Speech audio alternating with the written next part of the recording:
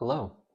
I read 6 books in the last 2 months. Here's my ranking of them, and at the end, we'll update the list to see my top 10 books from this year so far.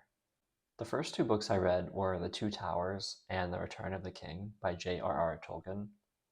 So I liked the movies as a kid, but for some reason, I went into the books just not that excited.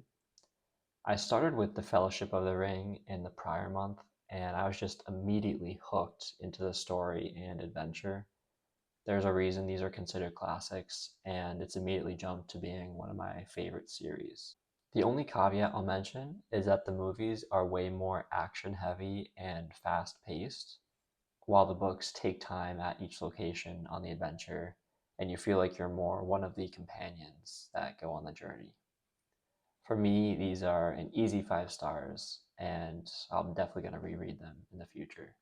So, after reading the quintessential fantasy series, I jumped to the quintessential sci fi book, Dune by Frank Herbert.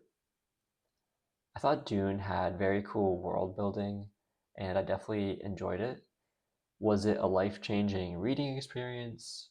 For me, not really.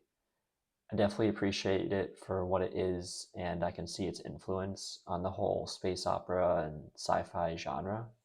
I can also certainly see some inspiration that George Lucas got for Star Wars. So I like the book, and I'm glad that I read it, but I don't feel inspired to continue on with the series. But like I said, glad I read it, and this edition of the book in particular, with this cover, I think is just really cool. Now, going from the classic of the sci fi genre, I jumped to one of the most hyped modern sci fis, Dungeon Crawler Carl by Matt Dinniman. The premise is pretty funny. So the main character, Carl, is pet sitting his girlfriend's very pampered cat on a freezing cold night. The cat escapes out of a window and gets stuck up in a tree, and he rushes outside in just his jacket, his underwear, and his girlfriend's pink Crocs that he found. Right at that moment, aliens come and take over the world, forcing people into like a Hunger Games battle that is televised for aliens.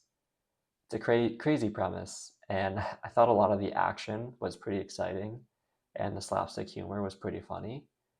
But two things I was not a big fan of was how dark things got, and also some of the crude humor. So the further into the books we go, things became just a bit more dark at times, and the humor a bit more crude. And I just recognized that the series probably wasn't exactly for me. I did really enjoy the premise of it being like an RPG video game or board game. But just like I said, some of the dark themes and crude humor, I wasn't that much of a fan of. So in the end, I'll put it at kind of that 3 to 2 stars, and just that I liked it, but some of those aspects I recognize are just not for me. The final book I tried was The Hobbit by JRR Tolkien. I'd heard this is more of a children's story, but I liked reading The Lord of the Rings so much, I decided to give it a try. So I learned my lesson again. I ended up loving this story, even though I wasn't that excited going into it. It's about Bilbo Baggins and when he is younger and goes on an adventure with Gandalf, about a dozen dwarfs. It really felt similar to the Fellowship of the Rings and just that camaraderie and exciting adventure and journey that this group of characters goes on. I was loving it so much, and I didn't want it to end. So, The Hobbit and in general, Tolkien's works has rocketed up to being one of my favorite series, and I'm so excited. I'm so glad that I gave them a try. So, The Hobbit for me is also 5 stars, and it's tricky for me to decide what's better between them. But for now, I'll put The Hobbit at the bottom, just because as a whole, the three Lord of the Rings books was just so much grander in scale that those are slightly higher for me. So here's the latest top 10 list for the year. We have The Wager at number 1. This is a true story about a shipwreck and a group of sailors surviving on a deserted island.